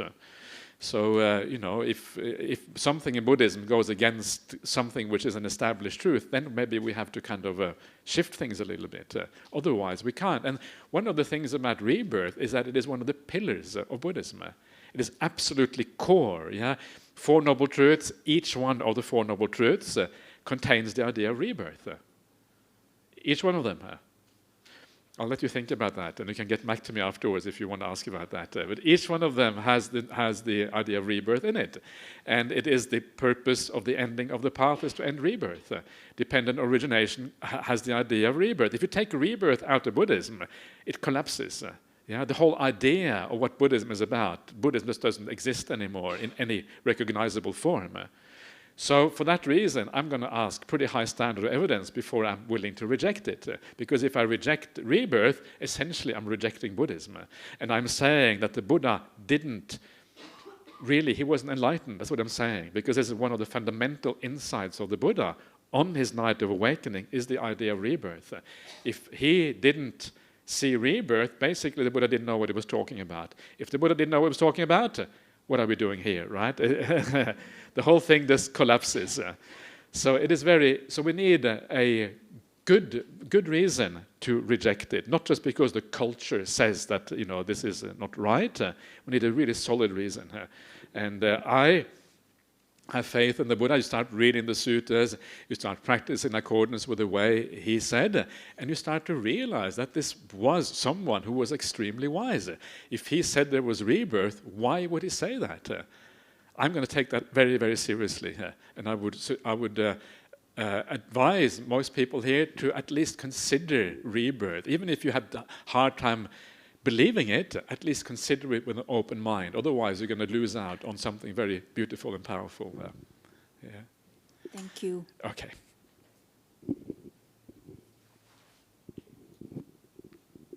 Anyone else want to say anything here? Okay, we have our...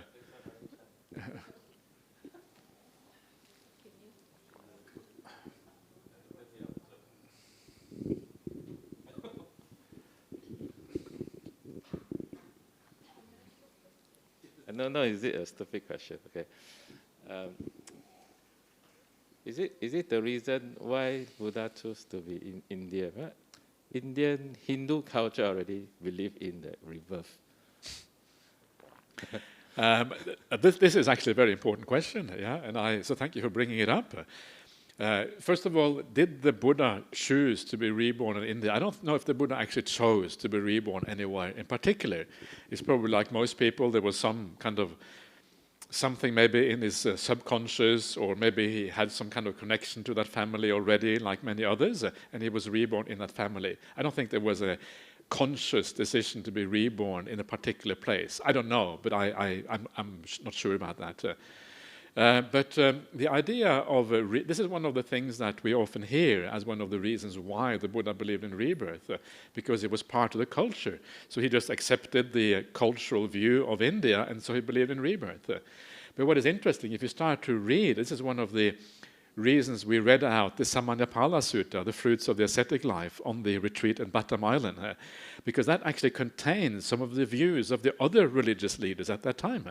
And they were materialists at that time, people who said when you die, that's it, it's all gone, just like modern-day atheists might say. Yeah.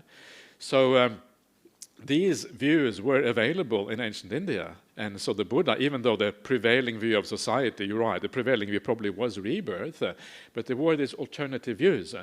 And the Buddha, you know, from what we know about the Buddha before he became the Buddha, he was a very inquiring person.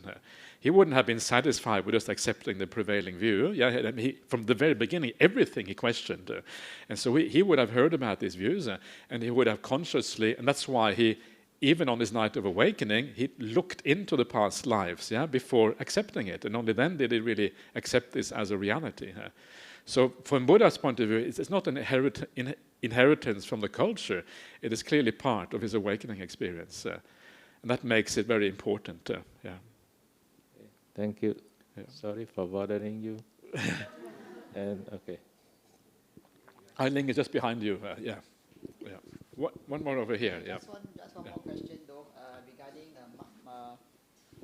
regarding monastic monks living in seclusions. How do they survive in the forest without being eaten by snakes or tigers? Okay. Well, there's no tigers in Perth, right? Since the times in India, I'm sure there are a lot of tigers. Yeah, true. Yeah, these days they have the Thai girls. They are they are more dangerous than the tigers. They're much more dangerous than the tigers. Yeah. No, but there's a standing joke about it. It sounds almost the same. So, but it's not. Animals are not dangerous, you know. And this is kind of the weird thing, is that we are often afraid of animals. But I live in Serpentine. There are lots of snakes around. Actually, Serpentine, it means snake, right? A serpent, yeah. So I see snakes quite regularly, but they are much more afraid of me than they are you know. They are really afraid. I'm not really all that afraid of them. And you just don't have to, if you step on them, fair enough, they get a bit upset, right? You can imagine, so would you. But usually, if you have a bit of mindfulness about you, it's not dangerous. Look, the number of people who die of snake bite in Australia every year is tiny, maybe one person a year or something in all of Australia. Very, very few. True, there are more people who die in India of snake bite, that is true. India is apparently quite a lot. But very, very rare. And even in India at that time, when there were, as you say, tigers around and lions and all kind of wild animals, it was rare. There's very few instances in the suttas of monks or nuns being killed by snakes or animals. There are some interesting stories from Sri Lanka, because in Sri Lanka in the present day, there are similar kind of animals, yeah, lots of wild elephants, and there are leopards and panthers and snakes and all kinds of things in the forest. And there are monastics in the present day who live in the forest. And I told the story, there's one famous monk. He was a European monk, and he started building this 3-sided kutis in the jungle, right? Usually you have 4 sides so that you are closed off from the jungle, but he wanted his kuti to be like a cave. And if it's going to be like a cave is open on one side, right? So he took one wall off, so it was like a cave. So while he was sleeping at night, the wild animals would come inside, and they would kind of sleep next to him, right? So he would wake up, and there would be a snake here, and there would be a kind of wild boar over there, and that kind of thing. And there was no problem, because basically, if you are gentle and you are careful or whatever, usually it works out quite fine. So thus it must be true that the use of metta, it is also effective in such an environment, because otherwise I believe that the animals must have some instinct and awareness that this is a monk. Maybe if the python must be aware that swallowing up this monk would be bad karma. I think.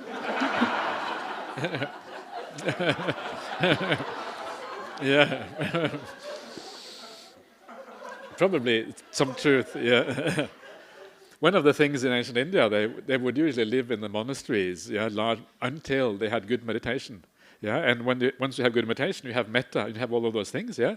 So you stay in the monastery together with your fellow monastics. Then when your meditation is good, as you say, you have metta, then you go out on your own. So there is I think there's some truth to that, what you're saying there. Yeah. Yeah, of course they do, exactly. Of course they do, yeah. Everyone has that kind of sometimes animals more aware than human beings, actually. And yeah. Got one more. Okay.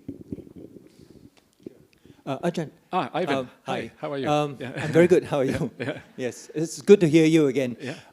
Now, I actually have 2 questions. One, with regards to this particular sutta, how does it square with the emphasis on Kalyana Mitra? Yeah, so I think the idea is that it depends here whether you are talking about monasteries that are in the forest or individual monks in the forest. Yeah, there's 2 different things, and even monasteries with more than 1 monk should ideally be outside of the city. So then in that sense you have a monastery that is both in the forest and you have Kalyana Mitra at the same time. Then there are the real seclusions, when you really go on your own. And that usually only happens when you have samadhi. Once you have samadhi, you are largely independent of the world outside of you. So Kalyana Mitra is less important. You might come out of the jungle once every few months just to say hello to the Buddha and say, this is what's happening. Am I on the right track? The Buddha says, okay, you're doing well. Okay, go back into the forest again. And so you go back in again. So you become, once samadhi is there, you become very independent in many ways. And I think that's kind of what's going on there. Less need for the Kalyana Mitra. I see. Yeah. Right. And the second question, a very brief one, it's not obscure, the Dhammapada, but is it part of the early Buddhist texts? I think it's a bit of a mixed bag. Thanks. It's a bit of a mixed bag. So some of the verses in the Dhammapada are found in the actual suttas. Some of them, I think, are probably quite late. In the Sanskrit, you have something called the Udana Varga. Udana Varga is basically the Dhammapada in Sanskrit, and it has a lot more verses, over 1,000 verses. Dhammapada is only 430 or something like that. So you can see that there's been some kind of expansion at work there over time, making it larger and larger. And so I think it is a bit of a mixed bag, but a large part of it is early, and almost all of it, even if it is not from the time of the Buddha, it is still within maybe 2 or 3 centuries after the Buddha. So it is reasonably early, regardless. And most of it, if you read the content of the Dhammapada, I would say that there's very little there which has the kind of clear, sense of suspicion about it. It looks dodgy. It looks pretty solid to me, most of it. So, yeah. You are welcome. You are welcome. Okay. Let's finish off the sutta. So finish it off because now we are kind of counting down here. The minutes are going faster. Now this last verse is kind of different. The last part is very different from the rest of the sutta. So we're going to have the whole thing here. So this is the last part. Nagita, when I'm walking along a road and I don't see anyone ahead or behind, I feel relaxed, even if I need to urinate or defecate. So this is the Buddha's very last thing that he says in this sutta. And it's kind of strange, right? It doesn't kind of, it sort of stands out a little bit from everything else we have been seeing before, talking about samadhi and everything. And it's almost, you know, this is the Buddha talking. It's kind of almost hard to read. This is the Buddha. And it's because it is so, and of course the reason why there seems to be a clash here, because it is on the one hand the kind of, you know, human nature at its kind of most ordinary, and then the Buddha on the most elevated on the other hand. Kind of these two things clashing together in this way. That is why it is so interesting. And so you wonder why does the Buddha say this kind of thing? First question is, did the Buddha say it, or did someone else put it in there afterwards? It's always an interesting kind of thought, what actually, it's good to investigate these kind of things. And I would say, I think it's quite likely that this is original. It comes from the Buddha. Who else would dare to say something like this? Yeah. I mean, it would be considered really weird for anyone else to say this. So I think it's only the Buddha who can say these kind of things about himself and no one else. So why, if that is the case, if the Buddha really did say this, why does he say this? First of all, it's obviously true. Yeah, we tend to kind of want to be alone. We usually kind of lock ourselves into a room when we go to use the toilets. So in that sense, it is true in a kind of ordinary sense. But I think the idea with the Buddha here is just to remind us that he was human. Yeah, sometimes we tend to kind of elevate the Buddha too much. We put him on the wrong kind of pedestal, and he becomes some kind of universal consciousness or a Dhamma principle or something whereby he loses all connection with us as ordinary human beings. But what he's saying here is that even though I have attained the highest, even though I have the highest insight into the nature of reality, I come from the same basic reality as everyone else. I'm still human in a certain way, right? In a deep way, I'm still human. And it is that reminder of the humanity of the Buddha that kind of gives us the sense that, okay, we can do the same thing here. We have the same possibility. We are all humans at the very bottom level. We are the same. Yeah? And it's a reminder not to place the Buddha on the wrong kind of pedestal, but remember that ultimately he too is human, although human perfected in a certain way. So I think this is the idea. This may be the idea. This is my interpretation and my kind of rambling about this. But this is what I think may be the idea here. And I think this is very important because very large parts of Buddhism, the later, the longer you go after the time of the Buddha, the more fantastic the stories become, and the more wild they become. And you read the biographies that were written after the time of the Buddha kind of gets more and more magical, more and more weird, and more things happening. And after a while, you have no recognition with the Buddha anymore. It's as if this is a completely different kind of being, from what we are. And once you lose that connection with the Buddha, then a lot of the suttas that he spoke also don't make any sense anymore. For example, the Buddha talks about how he practiced, right? And when he talks about how he practiced, some of those suttas are some of the most beautiful suttas in the entire canon. Like when he talks about his own life while he was growing up and then decides to become a monk, how he found awakening and all these kind of things. It's really beautiful. Then he talks about the suttas that we had a quick look at yesterday, the two kinds of thought, and how he set the thoughts into two categories, and then how he was then able to overcome some thoughts and developing the other ones, and then eventually reach the jhana states. And there's a number of suttas like that, and they only are meaningful if the Buddha was human like us, because then he shows us, this is what I did, you should do the same. But if the Buddha was some kind of universal conscious principle or whatever, then what he did is completely irrelevant for us, right? So he had one path, we have a completely different path. So all of that kind of loses its relevance. So it is important that we, I think, see the Buddha in the right way, that we put the Buddha on the right kind of pedestal. Yeah, he should be on the pedestal because obviously the Buddha was something very special, but it has to be the right kind of pedestal, not the God pedestal, not the universal consciousness pedestal, but the human being perfected pedestal. That is where we are on the right track. And then it becomes very useful. And then when you think about the Buddha in the right way, you remember that the Buddha is our teacher, that he thought about us 2,500 years ago when he gave these kind of teachings, that he has understood the ideas of happiness and suffering to the very end, and that he has the gift to give us the ending of suffering and the ability to give us happiness at the very highest level. Once you start to see that, you start to feel a sense of gratitude for these teachings, because it is something really extraordinarily precious that he has given us. No one else in the world is able to give you anything quite like this. So when you start to think in this way, and then you bow down to the Buddha, that is when you start to do the Buddhanusati, the recollection of the Buddha, in the right way.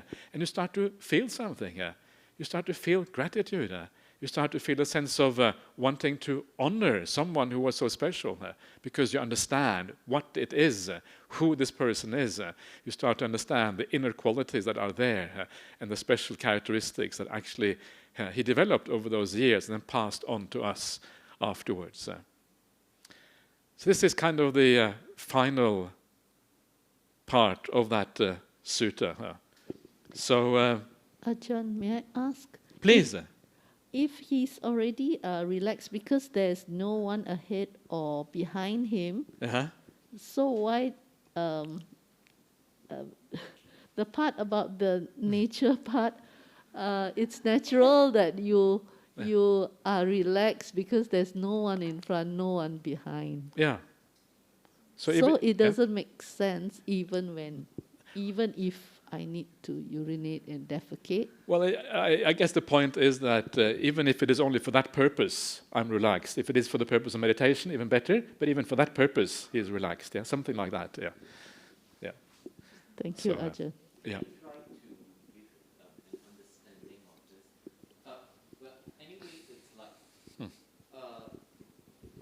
Thank you, Ajahn, for this Obscure Sutta. I see 3 parts, and when you stopped at the first part, I was really taken aback by the Buddha's reaction to the crowds, because I thought he would expect them to come and to listen to him, and that was the purpose of his tour. But after seeing the 3 parts, I get a better understanding that,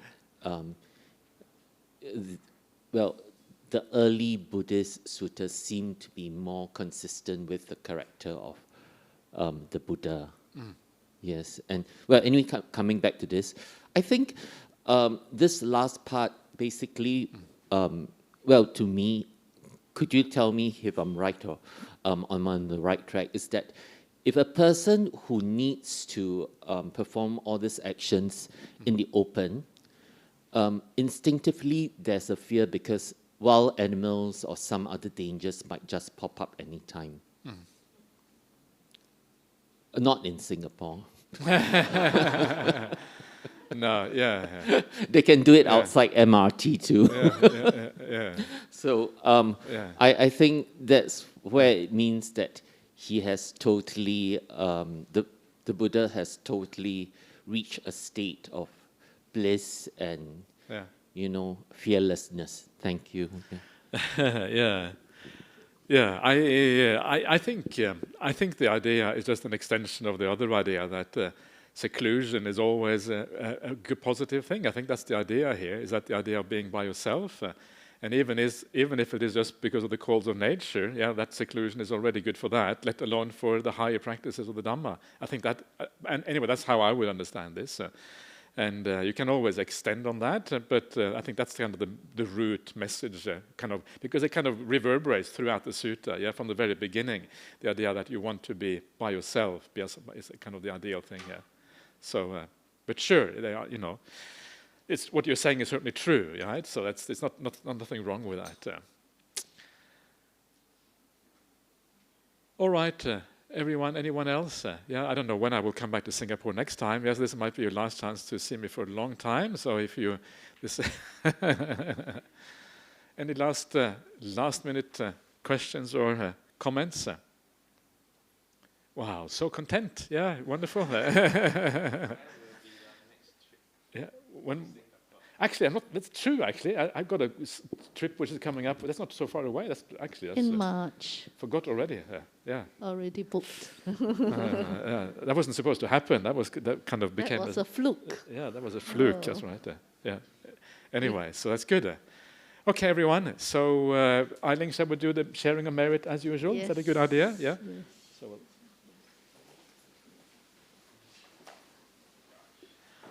So, all right. So let's share the merit in the traditional way, and then we'll do the homage to the triple gem afterwards. So here we go. Edang men yate nang hotu sukita hontu nyatayo. Edang men yate nang hotu sukita hontu nyatayo.